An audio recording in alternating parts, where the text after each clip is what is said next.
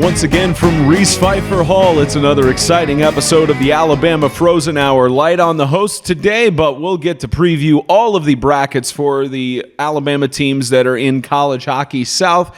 More hype surrounding the first ever remote show for the podcast, and we've got an odd topic that may or may not break some opinions. It may or may not break some spirits, or why are you talking about this when you've got a great restaurant lined up for the next week for the remote show? Should be really fun. Welcome to everyone watching or listening around the world. I'm Spencer Tomsett alongside Preston McAlhany. Proud to be with you in Tuscaloosa, Alabama. Hannah Alpern, as we record this, is getting her passport right now. She was originally going to be on the podcast last week, and then, of course, we know how long those passport times process here in the United States, so you have to really get ahead of the curb there and make sure you submitted everything as early on as you can.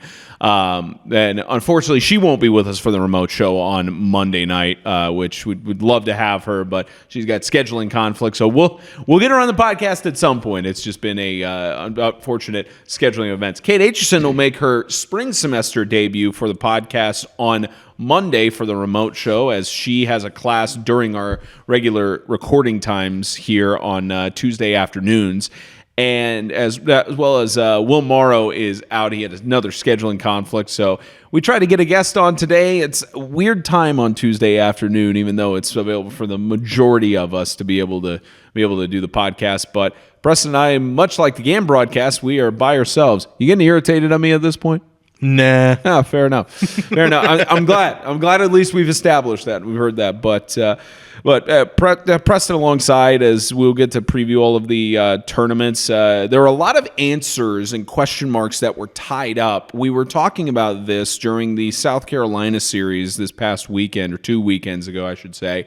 And we were wondering, how are things going to shake out for the playoffs in terms of clinching playoff berths, in terms of clinching seeds, and how things were going to wrap up. And we got a lot of those answers, especially on the women's bracket. We know all the teams that are going and have clinched. On the Division I men's side, we know which teams are going. They've clinched.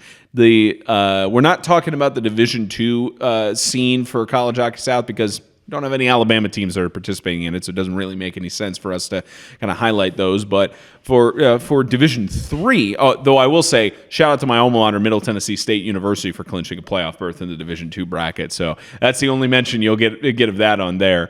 What we can clinch in club hockey, we can't get the job done in Bryant-Denny for football as of a couple years ago, or pretty much any time, because I don't think Bama's ever traveled up to Murfreesboro for that game. It's always been here in Tuscaloosa, if I'm not mistaken.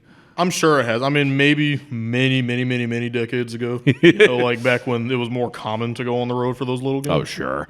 Yeah. Nowadays, it's just Bama gets a home opener in late August, and they get a home opener, and they're never going to travel on the road as of now. But Division III side, we as well will look at how the North teams for that bracket have all clinched spots, but the South still has some remaining playoff situations that are going down. But first things first, Preston, how about Alabama clinching in all of the brackets that they are in? Women's Division I and Division III. 3 out of the 4 teams here in club hockey at the capstone, clinching playoff berths a couple of weeks out from, at least 1 week out from the Division I and women's scene. But the D3 team, all of them are headed to the postseason. Absolutely. Congratulations to all 3 teams. I know it was kind of a little close call for the Division I team, but they still made it, and that's a roll tide in my book. So all 3 teams made it. Good stuff. Obviously, the women's team being the highest of all of those in terms of like seeding. They are the number 2 seed, from my understanding, in the women's division. Great stuff. They got just 2 more games that were played as opposed to number 1 seed Tampa, but unfortunately they lost both of those games. So it kind of just came down to the evened out who had the more losses, and it just happened to be Alabama. So they're currently tied with 16 points each in the standings. So I'm excited to see how all three of these teams do. The women's team specifically, since that's the one we're always calling, and we've been following them closely all season. So I can't wait to see how that goes. Other than that, just good stuff for all the Alabama teams. Yeah, we talked about this, how all the teams have clinched, and you can look at collegehockeysouth.com. They have on their website, they have all of the brackets and the schedules and everything. So that tournament is taking place February 7th through 9th in Athens, Georgia, at the new Aikens Ford Arena, which I'm excited to, because I work with College Hockey South, and as of recording this, we're still finalizing the broadcast plans and media side for how that's going to play. All the games are going to be on the College Hockey South YouTube channel, and to my knowledge, I'll be working the tournament and honored and privileged to be a part of that. But first, they just opened that arena within the last couple of weeks, like or at least this month or in December. So going over to Athens and seeing a brand new state-of-the-art collegiate hockey tournament collegiate hockey tournament that is being played at a college hockey venue in the South I'm really excited to see and I think you'll be maybe covering it with USA Hockey, if I'm not mistaken, right? My plan is to also be in attendance. I will be with AAU hockey covering for not the College Hockey South playoffs, but like for the national playoffs. I do plan on being there covering for the Upstate New York Collegiate Hockey League. Good stuff there, and who knows, maybe we might cross paths with some CHS teams. Well, I'm sure we will. It depends on how stuff plays out going into March, and kind of works as well that the tournaments are around Alabama's spring break too. We at least get like a week break in between before we start going to those ones. Yeah, it'll be a fun time. I'm kind of ready for the postseason. It's nice to have one of those, trips to Florida of all places, because it's a little warmer. I mean, I know they just had that big snowstorm not even a week ago, but it'll nice to be in a little warmer climate. So the tournament occurring Friday, Saturday, and Sunday for the women's tournament, which we'll talk about that first. Mentioned how right now, at least in terms of order for how the teams are, Tampa, I guess, has the tiebreaker because of having no losses on the season. Alabama having 2. One of those being to South Carolina for College Hockey South standings, and the other one, they did lose to Tampa, but that was in the rescheduled Columbus Classic. That does not affect College Hockey South standings. But regardless, Tampa and Alabama both have first-round byes, at least as it stands right now. Tampa with the number 1 overall seed, Alabama at number 2, so they will play on Saturday. Tampa playing the lowest seed winner from Friday's matchups. Alabama will play the highest seed, which we mentioned. Don't be surprised if we have a potential rematch of South Carolina. Now, the first things first. Again, we had a lot of question marks wondering about South Carolina and Miami and Georgia on that sort of borderline on if it would have any effect on postseason play. But we have the matchups now. South Florida is going to play Georgia, the number 3 seed, against 6. And then South Carolina will face off against Auburn. And to my knowledge, they haven't decided what the orders of the games are. It just says game 1 and 2, and the bracket doesn't have that disclosed yet. But either way, both of those matchups, I'm really intrigued because I haven't seen South Florida from the women's matchups, but you look at a team that's 7-3, right in the mix, and probably if you have them face off against this Alabama or Tampa team, would be one of those closer matchups. But first things first, they have to get through Georgia, which, even though Alabama had a one-sided victory against them and they're the number 1 seed, you know especially better than anyone when you have these teams that get hot down the stretch of the postseason and trying to push through. Because Georgia does play South Carolina for their regular season finale this weekend. So could be one way of potentially losing to the Gamecocks or getting a victory that can push their momentum heading into the postseason. So the matchup in the first round between South Florida and Georgia, really intriguing to see. Yeah, and this South Carolina team is something I've been talking about for a while now. After that was our last game, we talked about it a bunch last week. And when you look at this Auburn team and you look at this Georgia team, you look at South Carolina and you just know they're better. And we've played all 3 of these and we've seen it firsthand. I think it's safe to say that South Carolina is probably the one that is tightly contested with Alabama the most. They've played the most games with Alabama. They've kind of seen what there is to work with when it comes to the Frozen Tide. We did play that scary Georgia game early on in the season. I do remember that. But I think when you look at the rest of these teams compared to Alabama going into the postseason, I think they all have a legitimate shot to go all the way. This will just come down to who makes the least amount of mistakes. Yeah. And this is going to be a really, especially because those last 3 spots with South Carolina, Auburn, and Georgia, I think it's going to be a really tightly contested postseason between that side of the bracket. The only way that the Gamecocks would face off against Alabama is if Georgia pulls the upset against South Florida. However, we talked about how this Gamecocks team, especially with how tightly contested all 4 of those matchups were against the Frozen Tide, it very well could be a rematch between those two, but make no mistake, you have to get through Tampa if you're on either side of the bracket, or you have to get through Alabama. But first things first, if things shape out the way that the seeds show, is if 3 and 4 advance, then you would have South Florida playing against Alabama and then Tampa against South Carolina. Both really exciting matchups to see, especially in primetime on Saturday.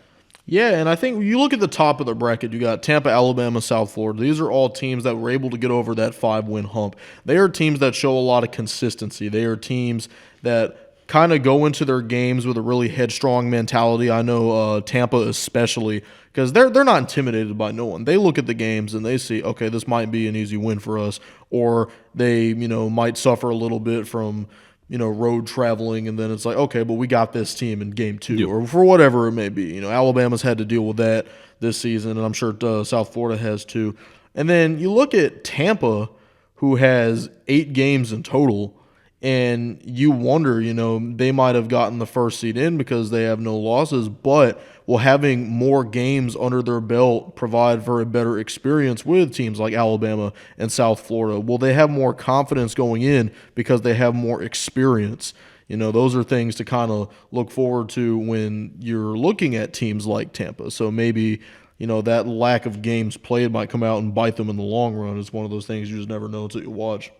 It is set to be a good tournament. The second edition ever of the women's tournament, and the second year ever for the women's division of college hockey in CHS, and should be exciting. And to my knowledge, I believe it's either the top team champion and or the runner-up are eligible to go to the AAU Nationals tournament, if I'm not mistaken. So there's a lot on the line, not just in the sense of a CHS tournament championship, especially for several of these teams that are just starting out in their young teams' respective histories, but certainly because of this being the Alabama Frozen Hours, you could see the Sanskrit here.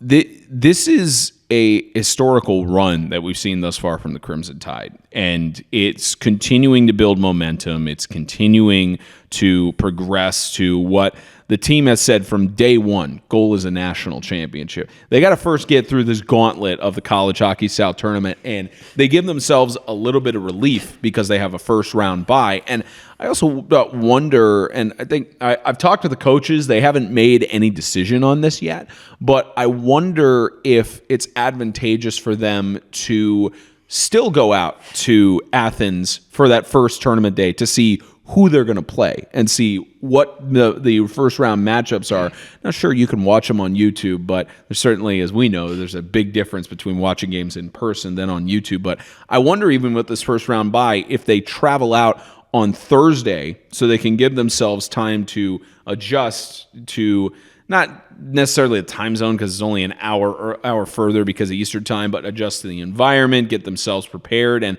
actually get live footage in front of them of what they're going to face off against in the semifinals. Yeah, and we've talked a lot about these coaches all season. They are not people that look at all of these games like, oh, we'll just try our best and we'll most likely come out with a W. Like, no, these are coaches that take everything one game at a time, and they do a lot of in-depth studying, and they make sure that they know what they're getting into before each game, and a lot of that attributes to their success they've had this season. So when I think it comes to like maybe scouting out a Georgia team like that, it's absolutely something that they could potentially do because, Coach Davis and Coach Laxton, like they are focused hard on this postseason. Like there's arguably nobody else that wants to come out with total victory than them, given the fact that this is only the second season of the women's playoffs and only the first season of Alabama women's hockey. And it's just so important to them for a variety of reasons. So I think they're going to do a phenomenal job when it comes to making sure they're prepared for the postseason. Yeah, Anya talked about in their introductory posts on social media of how her goal was to establish standards and processes for the team to lay it down for future generations. And I got to tell you, those standards and processes are really hard to beat at this point, especially from her and Coach Davis and Coach Tebby, as well as Nick Reniger, and the great job that they've done thus far. And hopefully it culminates into everything that they're aspiring to achieve.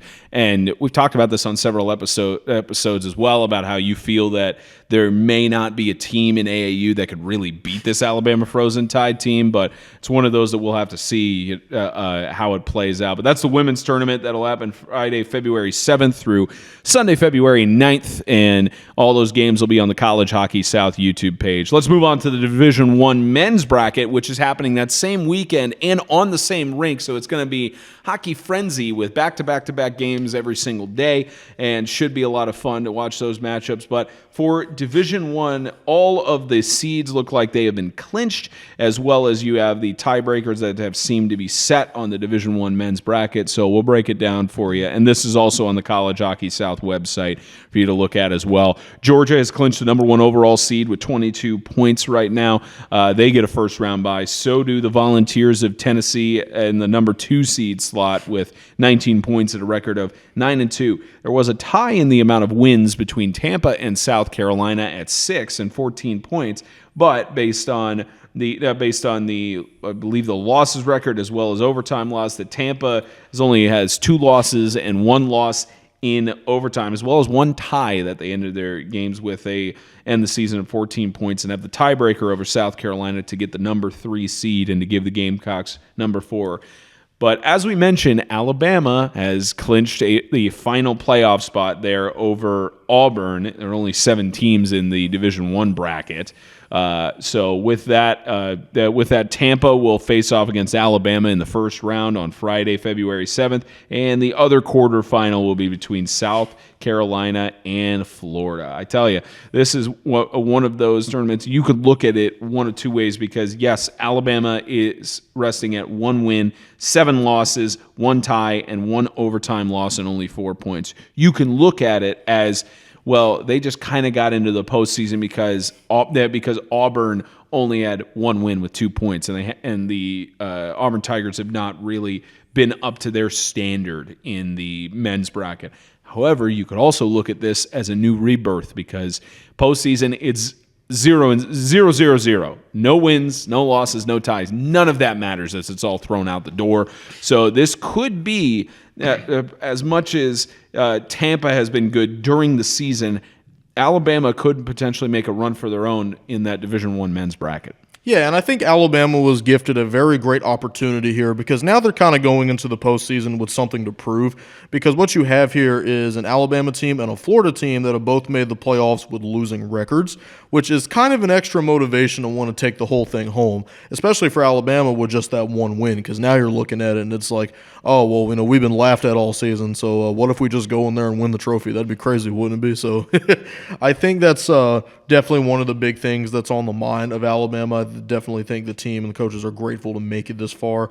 In terms of the competition they're going to have to deal with, I do think that's an interesting conversation, because you have teams like Georgia, that are undefeated with 2 ties, and that's one of those games where you really need to show up, because not only are you trying to make a statement and get out of this, losing record gutter you're in, but you're also trying to beat teams that have not suffered losses, and you're kind of having to overcome every single person in the thing. You're like the ultimate Cinderella team at that point, because every game is an upset if you win it. So it's definitely going to be a strong task for Alabama.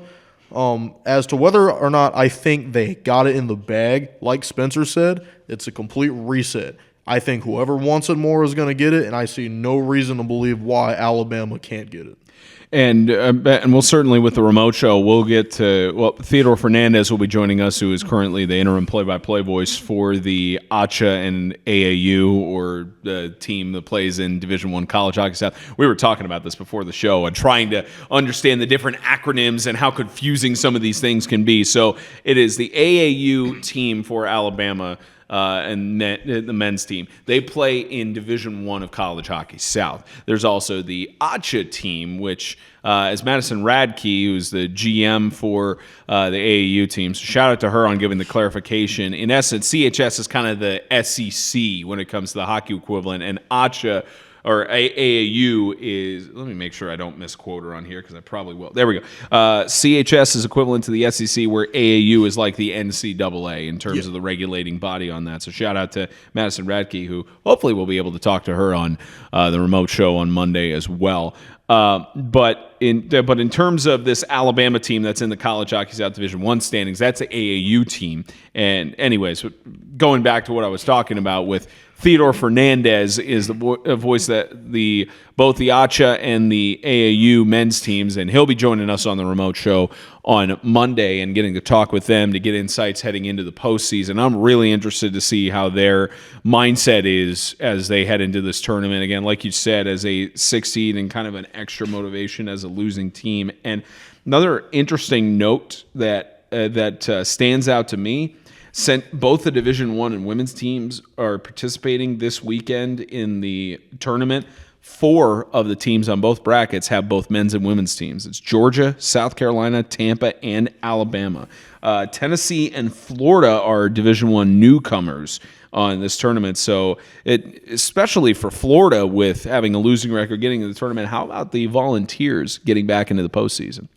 Yeah, definitely a big deal for them because they, being in second place in the whole, conference is kind of a testament to how good they are when it comes to coming back from less successful seasons. I think Tennessee is definitely one of the favorites to come out of this whole thing on top. We have mentioned, multiple times already that even though it is a reset, you still cannot take the previous records for granted, and I think they are testaments to show how good these teams are because these wins and losses come from cannibalizing each other all season. These people have seen each other. This isn't new territory. So Tennessee is definitely, more than capable of winning the whole thing. They're just barely trailing behind Georgia in the total pointage. So I think that this is going to probably come down to Georgia-Tennessee, but upsets can happen. We see it in every sport. So for me personally, and my slight Alabama bias, I want to say any of these teams, honestly, can realistically make it all the way. But there is a really tight competition with the 1 and 2 seeds, and Georgia and Tennessee are not teams to take lightly. So I think that'll be really interesting going forward as far as Division I is concerned. It is going to be one of those incredible matchups to witness for any of them throughout that Division I bracket, and we'll get to see all of those, both the Division I men's bracket and the women's bracket, taking place in Athens, Georgia, February 7th through 9th, at all those games on the College Hockey South YouTube channel. All right, as we mentioned, we won't really have any discussion about the Division II bracket since Alabama does not have a team in Division II for College Hockey South. But on the Division III side, that tournament taking place February 20th through 23rd in Coral Springs, Florida, as teams compete for the Picked Sweet Cup down in the Sunshine State. And it's interesting how they actually format this bracket. They've got 10 teams total, 5 from each division because they've got so many teams in Division III.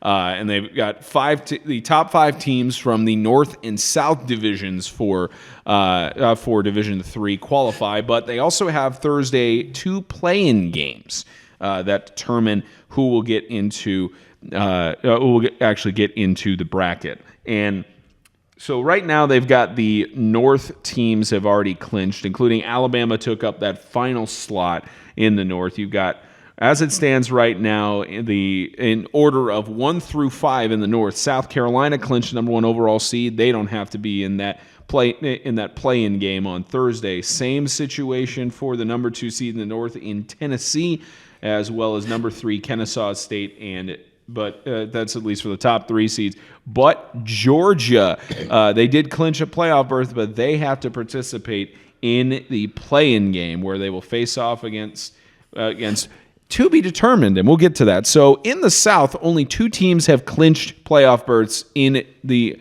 Division III South section. Florida Atlantic has the number 1 overall seed for the South, and then number 2 seed is taken up by Florida State in the Seminoles. We were also joking about this beforehand.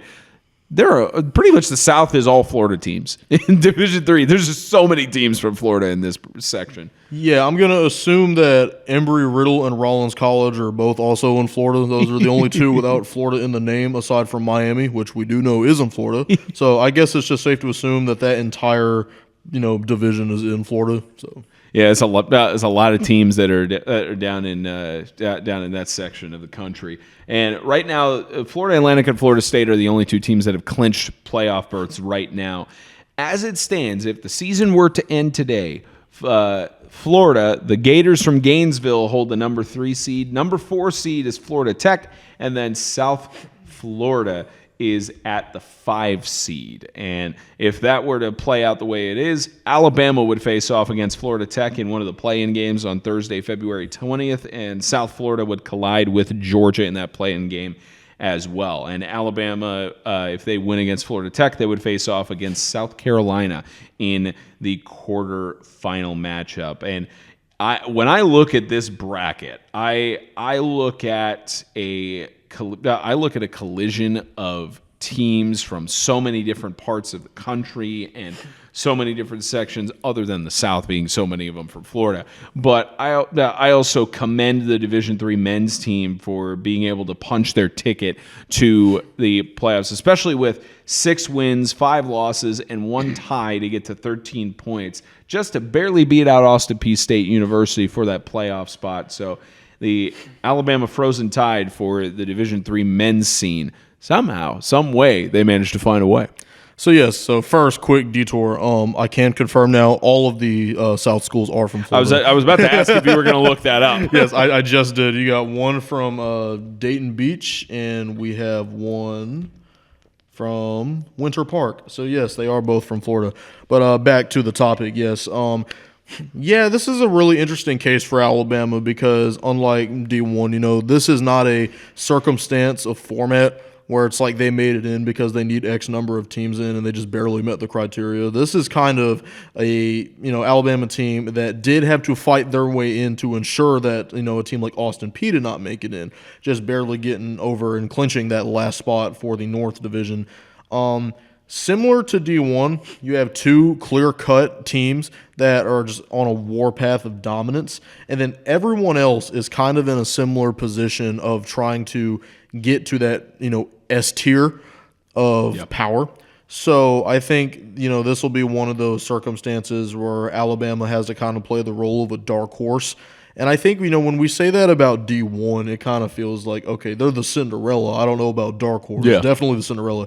Here, I would say dark horse. And the reason I say that is because, between, the 6 wins and 5 losses, they even have a tie in there. This is a team that has consistently shown that they do not give up. And their losses are not, like, insane, like, smack in the face losses. They're really, okay, man, we just let that one get away, man.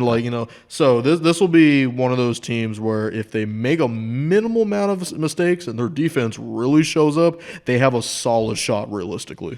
And I, even looking, and you're talking about teams that seem like they're tears. I mean, South Carolina, 22 points, not a single loss. They're 11-0. You've got Tennessee that's at 10-1-1. But you've also got Florida Atlantic there at 9-2. They're only a couple points back from Tennessee. Florida State has not played as many games. They're at 8-1-1. So you could look at it as top heavy. But I think you're right about South Carolina looks like the favorite to win this entire thing. But Alabama could try to be the dark horse. As you said, they've had close losses and they've competed in their matchups and had tightly contested games. And I'm even interested. I know they're at 8-4 and 16 points, but I wonder if Kennesaw State could maybe get something done, because they just have to face off against. They have to face off against Florida State, so that's going to be a tough semi. But I also wonder if there's any sort of favored vantage points here for not just the two teams that have the over the number one seeds and first round buys, but the teams on the other side of the semi. Florida State and Kennesaw State, as I mentioned, but then Tennessee and Florida, if the season were to end today, they would play in that other semi, and then their major challenge to get to the CHS championship game or the Pick Sweet Cup would be either South Carolina or Florida Atlantic. Well, I mentioned, experience goes a long way. And when I look at this Kennesaw State team, what do I see? I see 8 wins, 4 losses. I look at Florida State. What do I see? I see 8 wins, 1 loss. Clearly, Kennesaw State has more experience, just judging by that game count. So I think when you look into things here, Kennesaw State's going to have more of that level of competition, brought face to face. They're seeing some of these CHS teams, and they know more of what they're getting into. And going to play a team like Florida State is definitely going to be a nice reminder of where they are, but it's not going to be something new. Like, this isn't something they've never seen before. So I think Kennesaw State has a really good chance to beat Florida State and also go farther into the tournament. Well, for that Division III tournament, at least the teams get a little more warmth in the winter, with that being in late February and down in Coral Springs, Florida. And interesting note on that as well. So with Miami, this is a note from the actual bracket there, is 2025 will crown a new conference tournament champion, as the defending champions Miami and the 2024 runner-up Florida Southern have moved up to Division II, paving the way for new contenders to rise. So it'll be cool to see a new Division III champion. You like to see that parity in sports. Yeah, that's totally what we like to see, said the Alabama fans. Ha, ha, ha, ha. Yeah, we love to see parody when we're covering it as neutral members, but when you're wearing the Sanskrit and seeing it in the seats at Bryant-Denny, it's a whole different feeling. But it should shape up to be a good bracket for the Division III section, which the Division II tournament also occurs at that same weekend in Coral Springs, Florida, for College Hockey South. All the games, all the coverage will be on the CHS YouTube page. All right. So we announced this on Monday on our social media page, and we are going to continue to hype it on our social media no matter what, because we want to pack out jalapenos in downtown Tuscaloosa. Monday, February 3rd, 5 p.m. to 9 p.m. The show will start around 5:30, and we'll go until we're done. It's going to be a live show on our YouTube channel. It's going to be on location, and we're going to talk to every one of the Alabama teams in the hockey scene. It should be a ton of fun. This is the cliche. Certainly is labor of love, and you can talk about other things of hard work, dedication, sacrifice, all of that behind the scenes to get this going. But I tell you, this is probably going to be one of the most fun times that we've had here at the Capstone, because of all the guests that we're trying to get on for all the teams and the coaches. Lauren Dillon from College Hockey South is going to join us to talk about previewing the playoffs and her role with CHS. We're also going to talk to Giovanni Gomez, one of the managing partners at Jalapenos. I was hyping this up to you before the show, Preston. When we get to taste some products, I'm so ready, because you've never been to Jalapenos either. No, I haven't. I love so many places in this town. Never been there, so this will be the first. Our producer Annie just had her mouth wide open off camera at that. She was just rolling. Have you been to Jalapenos before? Okay, she's been. Yeah, you could tell by the look in her eyes. She's ready for the fajita gumbo on Monday or the rest of the product. Don't roll your eyes at me off camera. My Southern soul did a backflip when you said fajita gumbo. That's an interesting combination of words. It's good. Trust me. Shout out to Alex Booth. We got to do this last school year for Adapted Athletics. We got to do a remote show at their Northport location and taste all their products. It was good. It's always so good whenever we're at Jalapenos. But more importantly, it's also a fundraiser night for all the hockey teams. So it's a percentage night. So a portion of your purchase for food will go right back to evenly dispersed with the hockey teams and everybody who is participating. So bring yourself, bring your friends, bring your family, tell your friends' friends to bring your friends' friends, tell everybody to descend upon Jalapenos Tuscaloosa. There are no other Alabama hockey games going on Monday, so you have there's no athletics conflicting with it, and that's also the Monday. There's no Monday Night Football. There's no other sports going on that'll really conflict. So what else could you be doing other than come over to Tuscaloosa? If you're in Birmingham, make the drive down for the support night. If you're in Tuscaloosa, you should walk down or drive down, whatever it is. We want to pack the place. It's going to be a lot of fun. Yeah. Don't make excuses. You got time. No, I'm just kidding. Well, let me also just break down for you our schedule right now for the Frozen Hour Remote Show. We're going to start out with, we'll have our normal introduction. We'll do something like we start out with the podcast and talk about several things that are going on in the environment as well as with the podcast. We will start out after that with the Division III men's players, followed by the Division III coaches that'll be joining us. We're also joined by a slew of different on-air talent. As we mentioned, Hannah Alpern isn't able to join us because she has scheduling conflicts, but Preston will be there. I'll be there. Kate Aitchison will be there, as well as we're adding on Riley Mercer, who will be joining us, one of the incredible on-air talents and seniors here at the University of Alabama. Emma Curl, the on-ice reporter for the Division III men's team, will be joining us throughout the weekend as well because her schedule opened up to join us, so happy to have her.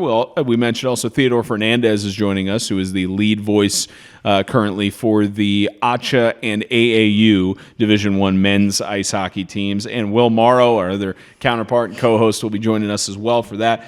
For the Division III portion, Will Morrow and Emma Curl will be talking about the players and the coaches, and we'll also have an interactive element. If you're in the audience, we're going to try to get some engagement with you, whether that's asking questions to the panelists or we find some fun segment where you talk about jalapenos, stuff like that. It's going to be so much fun, so be sure to come out and be ready to participate on the fun side of it.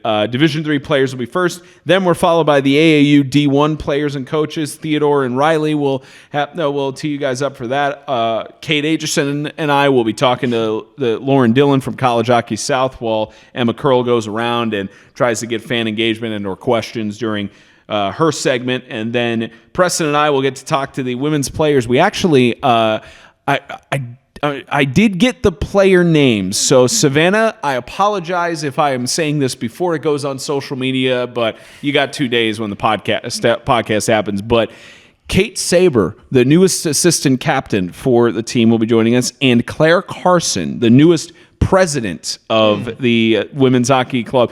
We've been talking about Claire Carson all season long, like all podcast long, and how much of a tear it is. I'm really excited to talk to her. I got to work with her during the Veterans Cup. She was a camera operator for the broadcast for the CHS YouTube page for that tournament. So it's pleasant to have a conversation with her. And now we'll actually get to talk with her about the team and heading into the postseason. And also with the coaches, Kevin Davis and Anya Laxton. As much as we've been talking and hyping them up throughout the season, you and I will get to talk with them and build up the playoffs and everything and then engage with the crowd and everything. I could tell by that big grin on your face you're really ready for that. I am really ready for it because we've been trying to get these people on the podcast all season. It's such a good opportunity to finally put them in front of the camera and just have a great old discussion with them. It feels like college game day, kind of. Like it's just a big old episode of college game day for hockey. If that's what you're into, come get it. If you want to get some fajita gumbo while you're at it, come get it. Yeah, fajita gumbo or any of the other dishes they have there at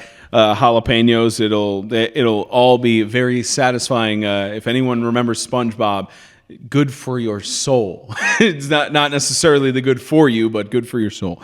And again, that section, each of these segments are separated by about 15-20 minutes approximately. So we have the D3 players that will start around 5:45 p.m. The Division I AAU players 6:15 to about 6:45. Between 6:45 and 7:15 is when we'll have Lauren Dillon on the show, and then about 7:15 to 7:45, there will be the players for the women's team, and Kate Saber and Claire Carson. followed by the women's coaches in Kevin Davis and Anya Laxton. And then to round out the night, we will have the ACHA Division I players. Theodore Fernandez and Will Morrow will be taking the lead on that from 7:45 to 8:15 to preview, to talk about their update on the season, as their playoffs don't start till about mid to late March, as we were talking about. So they've got plenty of time on that. And then we'll close with Giovanni Gomez from Jalapenos. All of us will be there on that introduction as well. So should be a really fun remote show. We're really looking forward to it. All right, we got our odd topic for this podcast here. Again, we started out saying this seemed a bit. I'm trying to think. It's not the word taboo, but it seemed kind of weird to talk about it. But Tuscaloosa has so many great restaurants, and Jalapenos being one of them. But we've been here for about a couple of years now. I've been here in Tuscaloosa for 3 years. You've been pretty much in Alabama your entire life for the most part, and you've been around Tuscaloosa and Alabama for several years now. So you have a favorite restaurant in T-Town? So when I was a freshman, starting things out, it was in the middle of the pandemic. A lot of stuff was closed. I was looking for places to eat. I didn't know where to go. I didn't do any campus tours prior to coming here or nothing. I was just dropped in to the epicenter of the capstone, completely blind.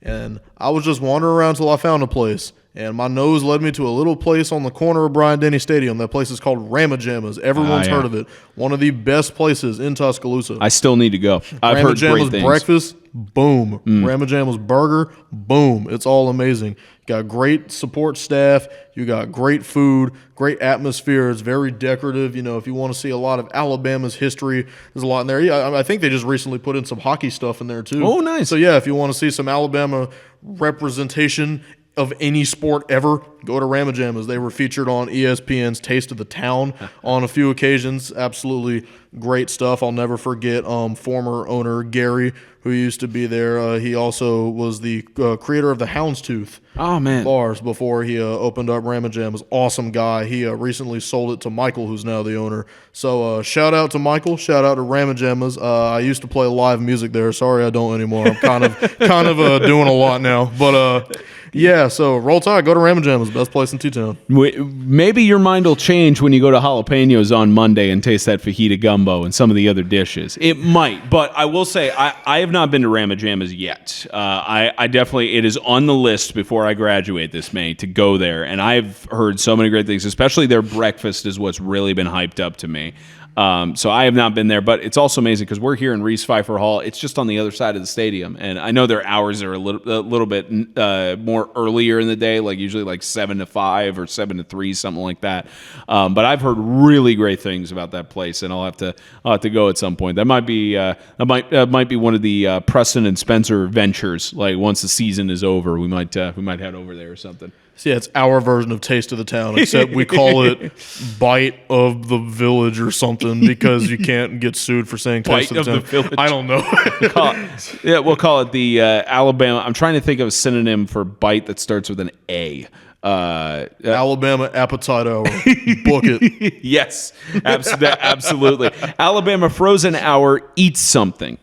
We'll just eat something. Jalapenos is pretty good, at least in terms of my preferred restaurants thus far that I've had here in T-Town. I've had Chuck's once. A great experience there with their sushi. And De Palmas is also really good. Now, of course, it's whenever they're open or they decide to serve. Because I've heard things of sometimes they decide, well, we're not doing to-go orders right now, or oh, we're not seating anybody else, or oh, we're closing really early or really late, which can be a good or bad thing, and depending on what side of that you're on. But De Palmas was good when I've had it. 5 Bar is really good, especially at their execution of just their 5 like entrees with their different combinations. They've got some good food there. Right now Jalapenos is sticking out in my mind, and not just because we're going there on Monday. I promise you that, but he's got that fajita gumbo in his brain. He can't stop thinking about it. It's so good. When you experience it, you will understand. It's this whole soup of a mixed fajita that's chicken, steak, and shrimp. Oh, I'm excited for it. I'm absolutely looking forward to it. I think they also added a different gumbo that's steak, chicken, and sausage for those who are allergic to shrimp or shellfish. Like, they launched that when we did our remote show in fall of 23 with Adapted Athletics, and it was you're gonna love it. Like, they have just so many good things there, and it's just such a good experience, and we're gonna have a lot of fun on there. So it's another good podcast, even though it was just us two today. We had some good conversation, and looking forward to running it back in an even more rambunctious, lively environment. I have a feeling we're going to get some really passionate Crimson Tide fans out there on Monday. Oh, absolutely. I'm so excited. See, he just leaves it. You can tell how excited he is without going off it. That's just, you leave it at just excited. It's you have every right to Sorry, I had that fajita gumbo on the brains. Can't stop thinking about it. He's gonna start looking at their menu again and look at the item and realize how great it is. And I've wonder. said those two words in this podcast more than I think I ever have in my whole life. It's gonna be a lot of fun. Couple of housekeeping things again. One last thing we do need to mention.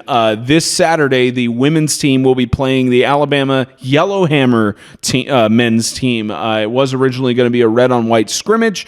They got an opponent in the Yellowhammer men's team, so that will be on the practice rink in Pelham. That will be Saturday night. Puck drop is at 8:15. We will live stream that on Black Dog Hockey, so be sure to join us for that. We'll be on that backup arena for only the second time this season because of Birmingham's minor league team being in action. So we'll be Go Bulls, baby! Yeah, the Bulls will be in full action. So we'll be on the practice rink. But be sure to join us on Black Dog Hockey for the game. It should be a lot of fun, and you'll probably hear Fajita Gumbo a whole bunch more times during that scrimmage as well. So it should be a lot of fun. But again, Monday, 5 p.m. to 9 p.m., fundraiser night at Jalapenos downtown Tuscaloosa. We'll be there on location. Show will start around 5:30, but be sure to join us for the whole night and support all of the hockey teams with a percentage night. It's going to be a ton of fun, and we're excited to bring it to you live on YouTube as well for those of you who can't make it. But again, if you can make the effort, come on out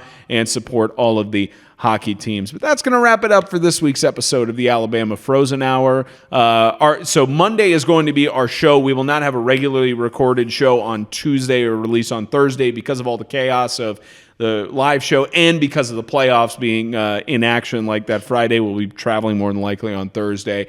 So be sure to tune in for that. And it will only be on YouTube. It will not be distributed on other podcast platforms later on. But that's going to wrap it up for today. For Preston McAlhany, our producer, Annie Sukalis, all the hardworking men and women that make this run so smoothly, I'm Spencer Tomsett saying so long from Reese Pfeiffer Hall. Once again, another episode of the Alabama Frozen Hour is in the books.